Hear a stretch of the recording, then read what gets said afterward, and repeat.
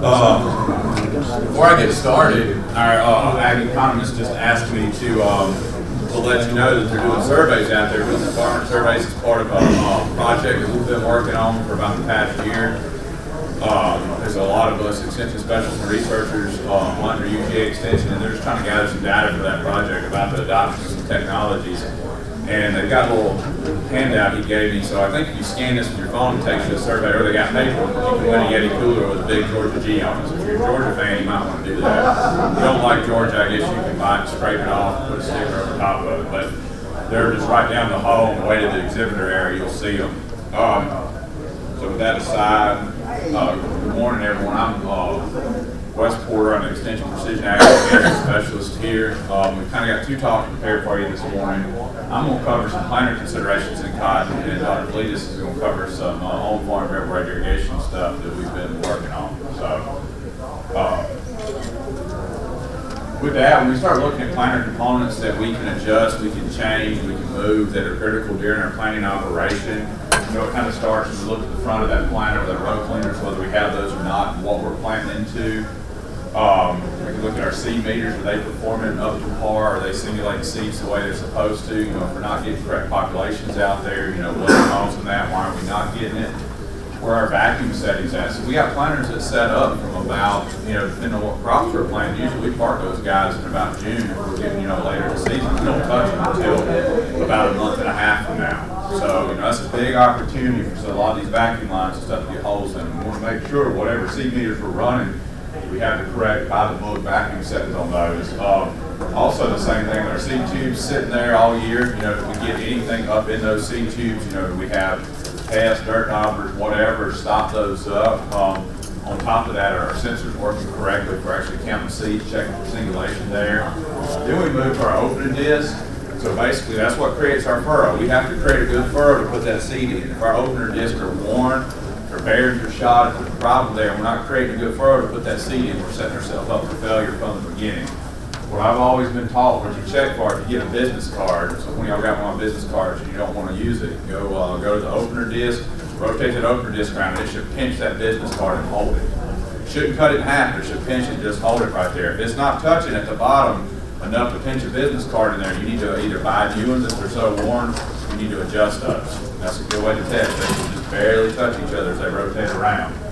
On your gauge wheels, the biggest thing there, are you checking are your bearings in line? Are they also set, you know, all uniform on both sides? And I got a picture I'll show you in a minute that shows the gauge wheel that's off. I don't think many people in Georgia run seed firmers, but if you do, you want to make sure those are there, operating correctly, working. If you're doing any furrow with a seed firmer behind it, make sure that system is working all properly. And then when we move to our closing wheels, depending on our closing wheel type there, our pressure on our closing wheel, what's happening there. So, the big thing we want to look at is depth, seed depth. We want to make sure that we're putting it at the proper place in the soil. And so the question I ask is, you know, what is depth? How do we measure depth? Most of us, what we do is we go out to the field, we run a short strip, we dig seeds, see how deep those seeds are. All right, that is completely fine. So when I say depth is, there's a mechanical depth setting there that is from the bottom of that opener disc to where that gauge wheel is at. So everybody see those white lines I have right there. So you see the bottom of the opener disc. That's as deep as I can cut that furrow right there. That's as deep as I can put that seed where I've set that depth.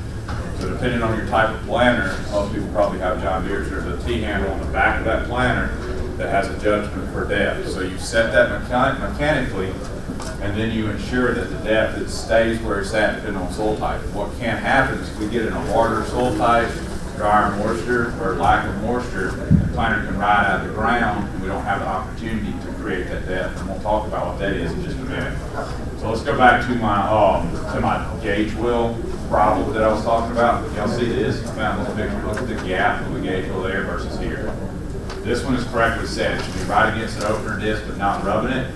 Look at the gap here. My guess is we have a worn bearing and we need to shim this up. You can buy shims and shim those back into place.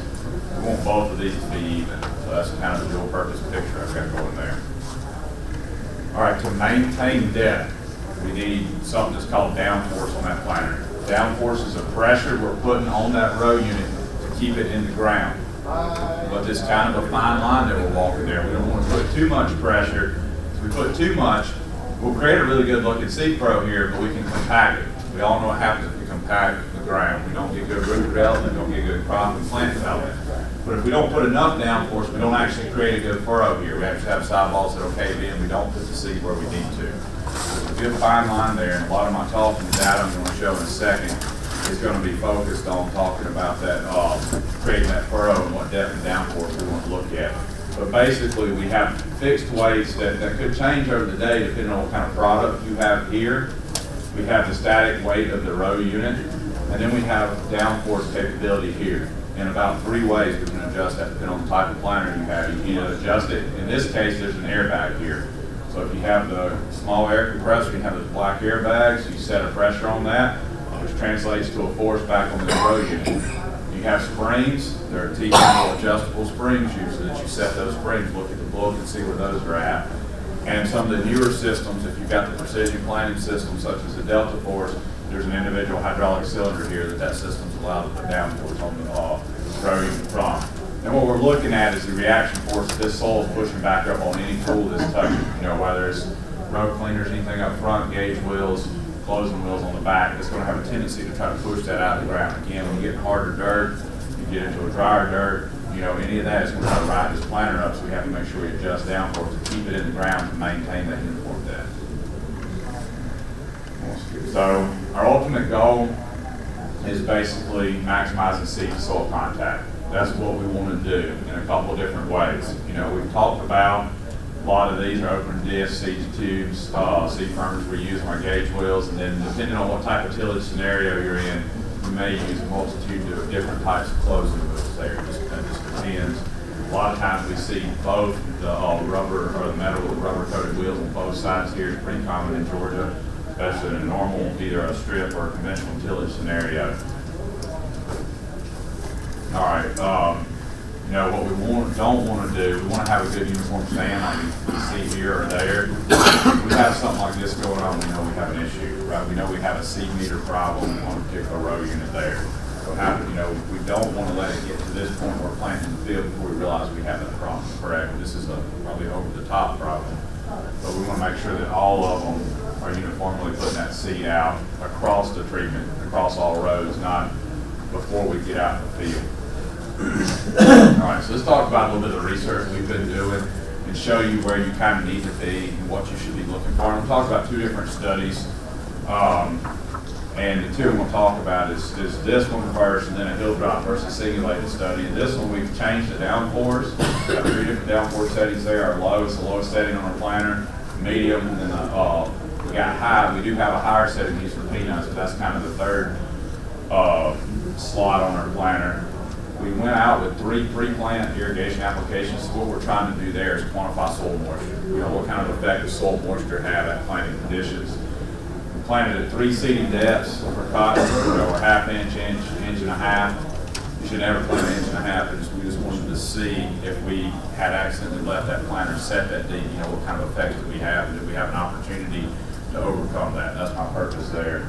And then we looked at 2 varieties here. We picked kind of a smaller seed, lower, bigger variety, and then a larger seed, higher, bigger variety. Kind of talk about, if we're in a bad planting scenario, which one of those should you pick, and is it worth picking one variety over another? So, kind of like to show this picture. This is from one of our planting trials. And this is the 2 opposite ends of the planting scenario. You look at too shallow of a depth. We're looking at ½ inch depth. Low downforce on a very dry soil. We've been about 3 weeks without rainfall when we planted this soil type. And the reason I put the red circles up there, those of you back probably can't see, but if you walk up close, there are seeds laying everywhere those red circles are. So basically those seeds were being dropped right on top of the ground because that dirt was so dry and hard and they didn't have enough downforce, they weren't getting put in the ground. So the only reason they're even under the soil surface or had an opportunity to emerge at all, or germinate first, then emerge, was because that closing wheel pushed them down into the ground just enough to get a little bit of seed to soil contact, but only on one side, half of the seed. The opposite end of that, this is a really wet ground. We applied an inch of irrigation the night before. I had max downforce, and I had it set at 1.5 inches deep. And I don't know, the picture doesn't really do it justice, but if y'all can notice, there's a furrow that was created here by those gauge wheels. Y'all see that? They were pushing so hard on it. So I've caused compaction there, right? That's an issue. That's the opposite end of the spectrum. So let's look at some data for a second to kind of see, what that causes when we look at the spectrum there. Notice this is my large seed, high vigor variety, and I don't want you to really dig too deep into the graph. What I want you to look at is general trends that we see going on there. So this is my dry soil type. We did bulk moisture contents at planting. We had 6%, 7%, 8.5%. And you've got it broken out by depth and downforce within it. So as you move across, it's got half, 1, 1.5, then back to half, 1, 1.5 across downforce. So the first thing I notice here, we're in a drier soil type on this high vigor variety. I also want you to notice my average emergence here. If I kind of average this data, I'm probably sitting around 70, lower 70% on average. Maybe you can say right under 70 if you account for some of these, but I'm looking at about 70%. So keep that number in your mind first. We're looking at a lower moisture content. We didn't have too big of a problem getting the stand up. We did it just one area. And the different, I guess I should point out, the dark color is the first week after planting. The lighter color to the right is the third week after planting. So we're looking at a delayed emergence scenario with some of this. We look at kind of that, what I call the optimal moisture content, where we apply that ½ inch the evening before.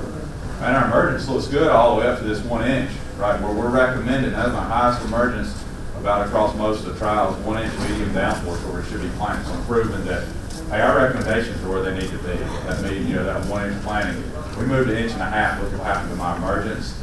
Then when we get this wetter soil type, especially if we're planting with too deep or too high downforce, we see pretty significant reductions as we move that downforce up for that large seed variety in that wetter soil. Got to keep that trend in mind. Look at those small seed, low vigor variety.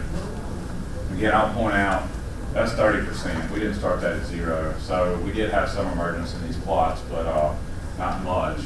So we look at this, overall, I'd say my emergence, where I said before my average was around about 70%. I think here my average is probably around 60, maybe 55%. You'll notice that that smaller seed just struggles to get up. These are planted side by side. I'm about to show you some good pictures to show you this, what we're seeing. They're planted side by side in the same field, the same plot, split plot design. So we really struggled when we got to deeper depths and higher downforces with this smaller seed to even get a lot of plants to come up. And overall, we struggled to get a better plant stand, meaning that if we're planting a smaller seeded variety, which if we look, we plant a lot of that in Georgia. And I'm not going to call it any varieties, but we plant a lot of smaller seed varieties in Georgia. It tells me we need to do a really good job with that planter early season, making sure it's set right, or we're going to struggle with emergence. So when we start looking with some emergence issues early season, maybe it was something awful with the planter. Maybe we were moving from field to field and didn't make proper adjustments with that planter. Let's look at some pictures. I think these pictures do a lot of justice to what the data I just showed you. I'm going to I'll rotate through my 3 moisture contents that we applied the evening before, and I'll explain what's going on here.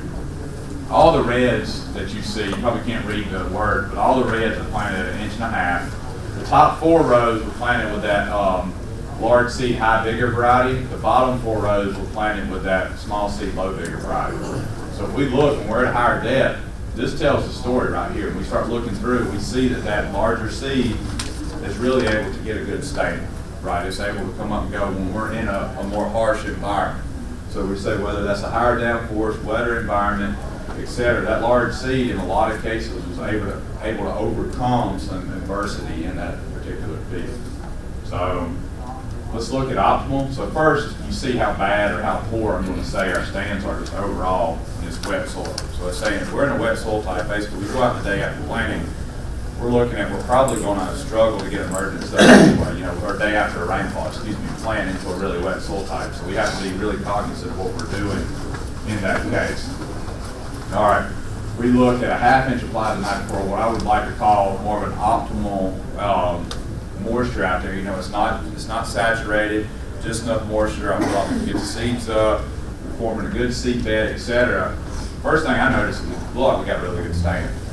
So it looks really good laid over our plots there. We see a few stand issues here, but nothing significant. So then we go to the dry, and we do see stand issues again. We actually see some stand issues this time in our lower seed depth. Sometimes, when we're looking at it, some of the ½ inch and even some of the mediums, I think in this case it was so dry that it just never got any good moisture there. You know, we put them a little bit deeper, there was nothing applied to this field. Put a little deeper, they did find some deep subsoil moisture and get those seeds up. They weren't laying there on top of the soil surface. So, we kind of talked about that. If we want to look at it from the yield perspective, you know, what we're looking at is we've got the high vigor variety that's dark, the low vigor variety that's in the lighter color. So we've compared them side by side for you here. This is laid out the same by moisture content. Again, I know there's a lot going on, but what I kind of look at is the general trends here. As you just saw in the picture, we're here at this ½ inch dry soil. We're not doing so great unless we're at that medium downforce. We kind of get them in the soil, sit them there. So if you're looking at dust and cotton in, you need adequate downforce, not too light, not too heavy, or you're not going to get a good crop stand. That's independent of variety. This is yield effects again. We look, our highest yielder was in that 6%, kind of our medium downforce, 1 inch planting. Same thing here, our highest yielder in that medium, or that optimal soil moisture, 1 inch medium downforce, so where we should be planting. That shows me it's critical that we meet that demand when we're in the field with that planter. And we look at significant yield reductions for that low vigor variety when we get deeper. You know, that high vigor variety, we're able to to compensate for that and overcome it. But you see these lighter bars, how far down they are from the yield perspective when we really put that in a harsher environment. We're unable to get that crop up and able to get yield from it. So I'm going to skip through these for time. That's just breaking it out by what you saw, just pulling out what you can see statistically. So let's look at one more study. I think this is something that's very pertinent to Georgia producers, and it's looking at hill drop versus singulated, and when you should pick one of the two of those. We use 2 planters in this case, so we use singulated with down here this John Deere planter. It has the Precision Plantings V-set with Downforce on it, and then we use hill drop plates with my monosim planter in mine that you just saw a few minutes ago. So planted these in the same field that I just showed you the pictures of, just south of those couple of pictures. We picked 2 seeding rates, so we picked a low, which was 29,000 seeds per acre, or 12-inch spacing on that hill drop. We picked a high, which is 42.5, or about an 8-inch spacing on that hill drop. So, and again, we use the same 2 varieties that I used before, that small seed and that large seed. Same downforces. We stuck with 1 inch depth here. We said if we meet depth, what are we going to do? And let's look at it similar as what we did before. We've got the blue is hill drop, the orange is singulated. So this is week 1 large seed high vigor variety. And so when I start looking at this, my singulated basically, they do statistically the same. We've got they're statistically the same here and even here to the hill drop when we're at a low to medium downforce. But when we get to a high downforce, or what I'd say a more, a soil that's going to be harder to get into, or we're causing compactions issues, or potentially we have crusting, look at what happened to my emergence of that singulated seed. So we kind of see that downward trend as we go up in downforce. And both of these, even in that high vigor variety for singulated, well, I see no statistical differences. Again, if you look at the statistics bars here, there's no statistical differences between the hill drop that we planted. So if you're in a more harsh environment, it definitely plays the hill drop. I mean, that's what it comes back to. If you can get optimal scenario, you do just as good with singulated seeds. So again, keep that in mind. That's independent of population. It's just week 3. It's the same story there. We look at that small seed, low vigor variety. So at this low population, really the low downforce was fine. So in the optimal environment, we look good. We look at the significant reduction in emergence. We move up to a medium high downforce on either one of the population for that low seed, that low vigor variety, that small seed. So if we're planting smaller seeds into any environment that we think has some adversity in, where we've had the problem getting stands in the past, hill drop is a valid option. That's what I can tell you. If you're sitting here looking at, all right, I don't have a problem getting a stand, singulated is the way to go. I think you're good to do that. So that's kind of the conclusion we're pulling from this study. Same story there. Let's look at cotton yield for a minute. That's what it comes back to, right? Cotton compensates. So everybody tells you cotton's going to compensate within the year. So what does it matter if I got a poor stand, it's going to compensate and get back up? So let's look at the yield and see what the yield does for me. So when I do that, I ask you a question there. Yes, sir. On the hill drop, how close together are those seed and what plant speed are you? we planted all these right at 3.5 miles an hour. and our spacing was 12 and 8 inches on population. Low 3.5 miles an hour. Yes, sir. That's too slow. Well, I can't go any faster than a 40-foot I plot. understand that, but it's hard for us to get production at that speed. Oh, it is. I agree completely with you. You can't on production scenario go that fast. And with us in small plot scenarios, we can't go any faster or we would, we would cause problems. So we just can't get the tractor up to speed and then slow it back down fast enough to go from plot to plot. So, from the yield perspective, so we look at the large seed, high vigor variety. Low to medium, same as you saw emergence. We see no statistical difference. These are the same yields here. However, when we move to that higher downforce, we see it in both populations. So again, that's that 12-inch spacing, that 8-inch spacing.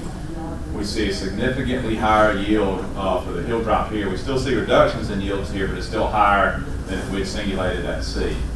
So in this case, these are statistically the same too. So, you know, it's independent if you're in a better environment with a larger seed or high vigor variety on if you hill drop or singulate.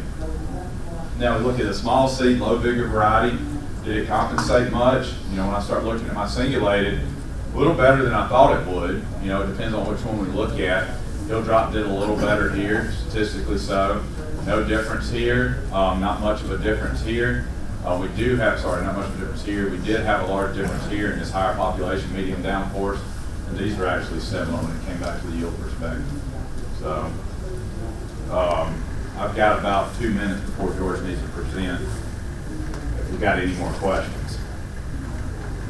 And I understand what you're talking about. That's a reason to go to. So we had a discussion last year about when he was looking at going with a more advanced planner. His reason behind it was if we get a more advanced planner that controls the downforce on the go and also controls meter speed more accurately than a chain-driven system or a, I forget what you call those flex-driven systems.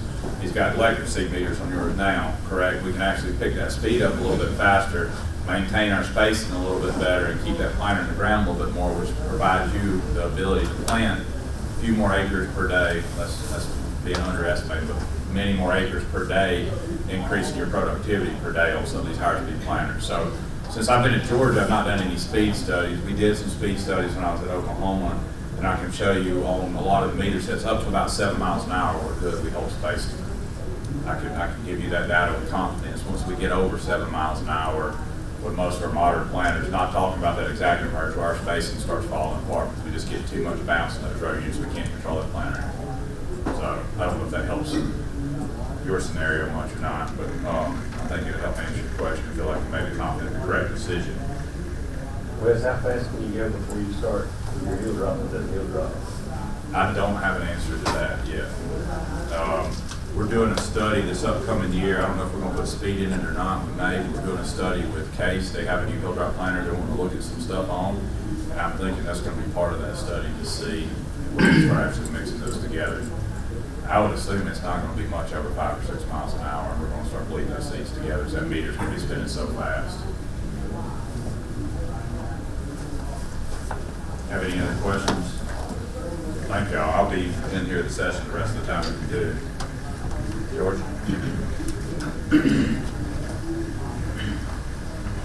Good morning, everyone. Thank you for attending our session today. So I'm going to give you an update on Precision Ag from the water perspective, and it has to do with variable rate irrigation. And the motivation for doing this work is that we all know that we're facing some problems with our neighboring states about water consumption, especially in the southeastern part of the state. And before we get going too far down the road in the presentation, I'd like to ask Mr. Calvin Perry, the director of our Stripling Irrigation Research Department, to give us a short update about where the lawsuit between Georgia and Florida stands at the Supreme Court. We've had some developments recently.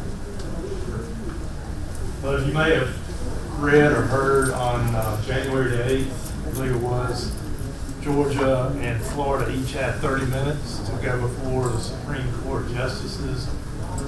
Last year, the case was heard by what was called a special master, a judge out of Portland, Maine.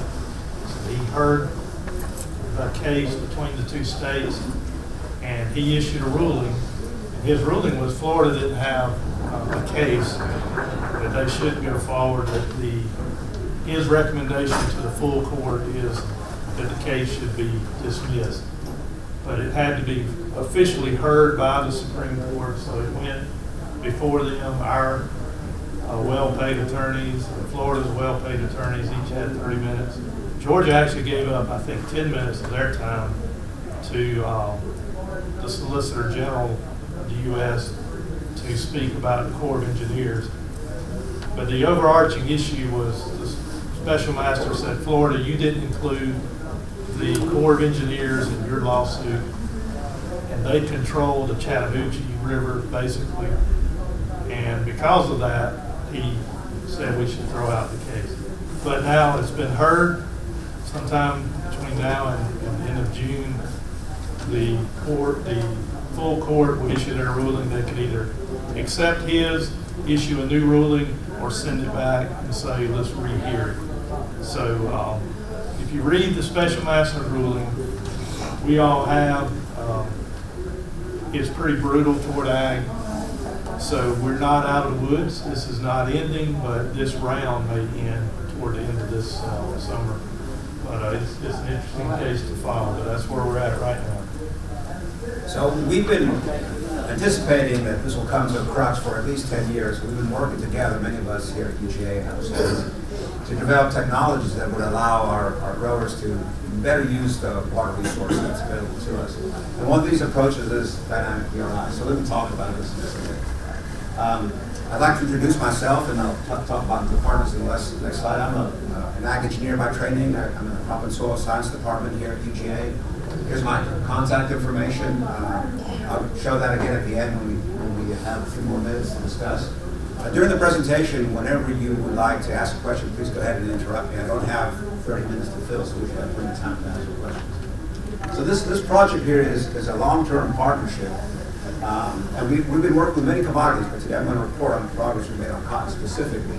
And the funding that's been put together here is by Georgia Cotton Commission, Cotton Incorporated, and our Environmental Protection Division, Georgia EPD, which many of us think is sort of an adversarial environment, but they've been very interested in finding ways that we can use technology to improve water consumption. And the Flint River Saltwater Conservation District has been very proactive in demonstrating and finding funding sources for this kind of work to take place. So what I'm going to describe to you today is a project that the Flint River Saltwater Conservation District put together, and the Cotton Commission and Cotton Incorporated have helped us develop the technology that we've been using. So VRI is the acronym for variable rate irrigation. I think many of you have been exposed to this idea by now. It's actually a technology that we developed here in the early 2000s. Calvin was the lead developer of this technology. It essentially allows the pivot to apply different rates of water along the length of the boom as you go across the field, so you can address different landscape issues, different crop needs. So each sprinkler or each combination of groups of sprinklers can change the amount of water they're applying as they move around in a circle. So there are many commercial vendors that offer this, right? All the big irrigation companies have their version now. What we are talking about is something a little more complex. So I call this dynamic variable rate irrigation because I want to differentiate between this and what most of the vendors are offering. Most of the vendors are giving you a pivot that can change rates. And then you work with your consultant and you develop irrigation management zones. So these areas here that have different colors in the field. And these colors show that this particular area receives a uniform rate, and it may be because the soil type is the same or the elevation is the same. This area may receive a different rate because it's lower in the landscape and it may be wetter. But generally, when we talk about static VRI, the rates that you apply to these zones are the same every time you irrigate. So if this zone is getting an inch and this zone is getting half an inch, every time you turn on the pivot, it's the same rate. So what makes dynamic VRI different? Well, dynamic VRI is we're trying to get feedback from the plants and the soils in the zones to tell us, every time we turn the pivot on, how much water to apply. So these little circles indicate soil moisture sensors that are out there. They're sending data back, and we're using the data from the soil moisture sensors to make a decision about how much water to apply to each zone. That information is transmitted to the pivot controller, and so when the pivot is turned on, it knows to put on a different rate here, a different rate here, a different rate here. That's a function of what's going on in the field right now. Okay, so that's what makes it dynamic instead of static. So So this is a mock-up of what I think, a few years you might have on your phone. You wake up in the morning, you get these data coming in from the sensors. It tells you how much each zone should receive. You say, okay, that makes sense. You approve it. You say, download it, goes to the controller. When you turn the pivot on with your AgSense unit, voila, this is irrigating the way you want it to irrigate. So, the whole automation is not finished yet. Well, we put most of the package together. That's what I want to describe to you today. So, the three things that make this possible is that we have to have VRI, which we do. We have to be able to delineate management zones successfully, which we're not so sure about yet. We're still working on that. And then we have to have high-density, low-cost sensing systems that will allow us to get all this data back from the field. So I'm talking about bringing 15, 20 sensors in the field, not one or two, so that we can have a good idea of what's going on in the entire field. And developing the management zones is a bit tricky because we want to be able to identify the areas that we need to receive uniform irrigation. And that changes from year to year. If you have a dry year, the field responds differently than it does in a wet year. And in fact, we've got a theory now that the shape of these zones actually changes from day to day. So we're working on something. Now we've got a new project fund that's going to allow us to actually map how the zones change from day to day. But nevertheless, we had a really good student here who developed a software package that we can put data in from a Veris tool or from elevation data that allows us to create statistically valid management zones. The next thing we have to have is the soil moisture sensing system. So several years ago, we began on a pathway to develop a soil moisture sensing system that would meet these needs. There are several commercial entities, including some that are exhibiting today now, that have commercially available sensors that actually fit these requirements. But essentially, you want something that's cheap, low profile, doesn't intrude in the field, and you can install and remove quickly. And the system we came up with integrates some old and established soil moisture sensors called the watermarks into a probe. We can make the length of a probe different depending on what kind of crop we're monitoring. We have a telemetry package, which is the electronics and an antenna that send the data back to our web server. And the nice thing is that our antenna is spring-loaded so that you can pass over it when you're farming. You don't have to go around it like many of the commercial systems that are out there today. So the data go back to a base station that's located usually in the middle of the field. Then from the base station, they're sent up to our web server. They're sent up every hour so we know what's going on with the soil moisture sensors. You can view the data on your phone if you want to. And the nice part about our tool now is that the data are converted into irrigation recommendations. So from the soil moisture data, we can see that to bring the soil up to where we want it to be, we can add either 1.2 inches for the first 15 inches or 2.5 inches to bring 30 inches of the soil back to the desirable condition. So this soil has gotten very dry in this it's very hard to fill up with irrigation. So the project that we've been doing this year actually began in 2016, but 2017 was the first year we implemented. It's down in southwest Florida, southwest Georgia. This is the town of Colquitt. This is Spring Creek. Who can tell me why Spring Creek is an important one? Yes, sir. We're Spring Creek what now? Why is Spring Creek an important area for us to be? It flows into Lake Seminole. It's the third branch of Lake Seminole. Yeah, so it's one of these key tributaries to the Flint River that's part of this big lawsuit. It's also, for the first time in recorded history, went dry. What summer was it, Calvin, 2015? A couple years ago. Yeah, I believe that's right. Yeah. So there's a gauge on it that the U.S. Geological Service maintains. For the first time in recorded history, Spring Creek actually went dry. So we know that during periods of drought, we're pumping a lot of water from the aquifer that's affecting how groundwater feeds Spring Creek. So we selected 3 fields near Spring Creek that we could apply dynamic VRI to demonstrate if this technology really has an impact on how much water is being used in these fields, and whether if this technology was adopted long-term, widespread, it would have a beneficial effect on the creek. So what we do in these fields, so we had 3 fields in 2017, one was in corn, one was in cotton, one was in peanuts. We divide these fields up into strips, and these strips are really wide, they're 100 and some rows wide.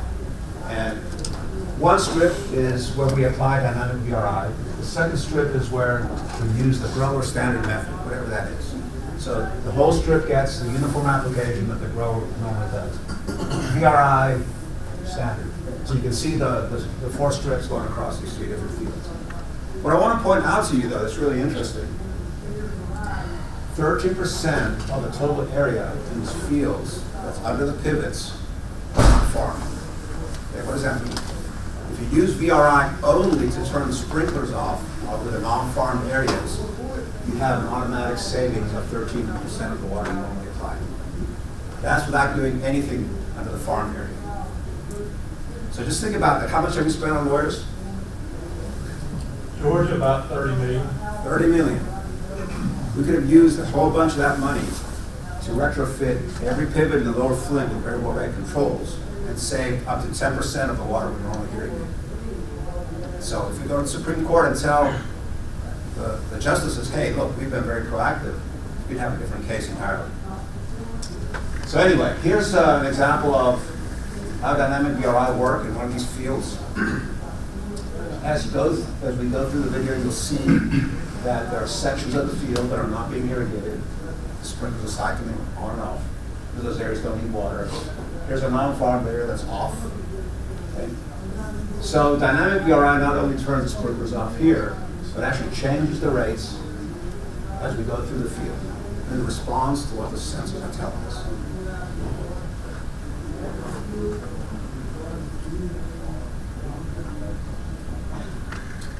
So in this particular field, where we have cotton, I want to describe some of the results today. So here's the field. It's a half circle, 97 acres. So what we did is we used a various machine to measure solar conductivity. We used an RTK, auto-steer system, to measure elevation. We got all these data together, and we put them into our software package, and the software package did these statistics for us and developed these zones for us. Okay, so you see we have zones all the way across the field. However, this zone and this zone were going to be irrigated all uniformly, and then here, individually, each one of these different colored areas would be getting the amount of water that the sensors told us. So, 2017 in that part of the state was a pretty wet year. We had 61 rainy days, got 28 inches of rain during the growing season, so we didn't have to irrigate much. So we don't have a really robust database to tell you whether dynamic VRI made a huge difference or not. I'll get 2 irrigation events to compare. But nevertheless, you can see that the grower's practice here is to apply 0.6 inches twice a week unless it rains. So every time he irrigates, he puts on 0.6 inches. So here the irrigation amount was 0.6 inches, 0.6 inches. And these areas receive an average different amount based on this color scheme. I'll show you that in more detail later. So we were very lucky that he has a yield monitor on his cotton harvester, so we were able to get a very good yield map on the field. So you can see the yield map. So blue is high yield, red is low yield. So we had some very low yielding areas around the edge of the field. These correspond, if you can see the colors, to the coloration of the soils. He's had some erosion take place here, so he's got a lot of sand deposited along the edges of the field, which corresponds to the lower yields. And the lower yields go across different zones. So it's a little bit difficult to try and match up all these zones with the yield patterns, but you can see there's quite a bit of similarity.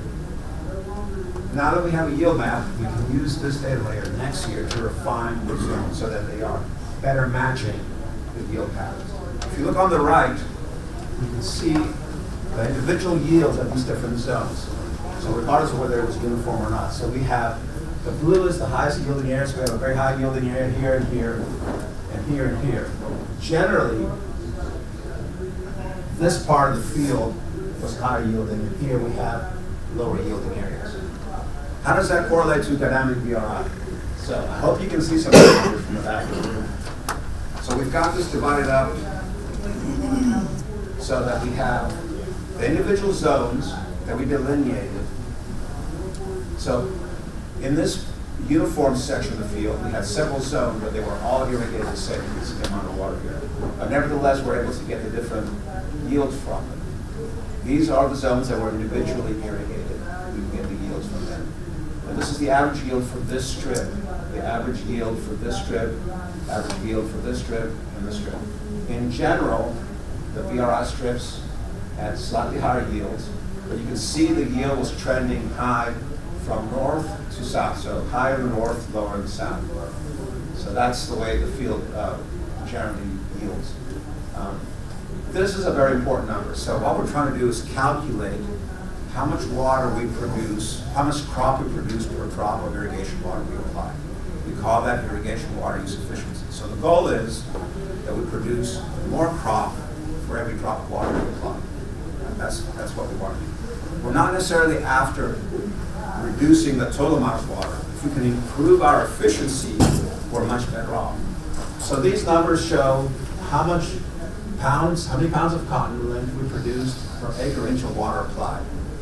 So these numbers are a little bit deceptive because we see the differences in total water applied are very small.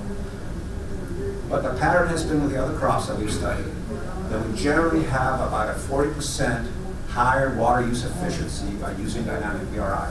That means we're producing 40% more crop per drop of water that we apply. It's a very important message, and generally our yields are the same or slightly higher by using dynamic VRI. The big question is, should we invest in this technology? Is it economically feasible for us? Right now, we don't have a cost for irrigating other than the pumping cost. The water does not cost us anything in the state. In other states where the water costs something or they are being restricted in how much water they can use, they are rapidly adopting this kind of technology. So if you go to the panhandle of Texas, Kansas, people are very interested in this. I think if we start moving towards any kind of regulation as the outcome of lawsuits, or if because of overconsumption, we are by ourselves deciding that we need to reduce how much water each of us uses to irrigate crops, this technology is a viable solution for improving the efficiency of the system. But there's a high cost in terms of outfitting the pivot, buying sensors, and operating the whole thing. So in conclusion, this is something that we've been working on for a number of years now.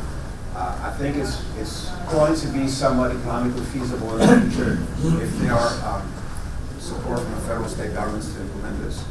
I know that in neighboring states, for example, both the federal funds are available and state funds are available. So it's something perhaps that we should consider in the state as an incentive for adoption. Where we are is that this is not commercially available on a large scale now, although some of the large irrigation companies are thinking of similar models. For example, Lindsay, which offers the Zematic brand pivots, is offering a software package called FieldNet, which allows you now to variably apply water in these different zones. But they're not using so much the sensors as their solution. They're using a crop model to estimate how much water is being taken up out of the crop. And in response, you send that information to your pivot controller. And as it goes around, it applies different amounts of water based on what it's estimated. So the irrigation companies are moving in this direction, and I'm very encouraged by that. And on the slide here with my contact information again. If you have any questions, I'll be glad to answer them. Calvin's here, Wes is here. We've all been working on this. We can answer them together. Dr. Mall. How fast does your pivot move in charge? Dr. Mall, that's generally the function of the rate at which the grower wants to apply water. So if the grower wants to apply, let's say, 8/10 as the standard, then what we're doing is we're adjusting the application rate on our strips based on his. So the speed is determined by him, essentially, by the grower. So obviously, with the field I showed you here at 6/10, the pivot is moving a lot faster than other fields where the typical application rate is 9/10 of an inch. Any other questions? All right, well, thank you very much. Are there credits here? People sign up? Okay, I think if you want to sign up for continuing education credits, there's a sheet here to take advantage of attending the session. Now, we've got, about a 15-minute break, and we go into the general session. General session, which is, I think, is across the hall. All right, thank you very much.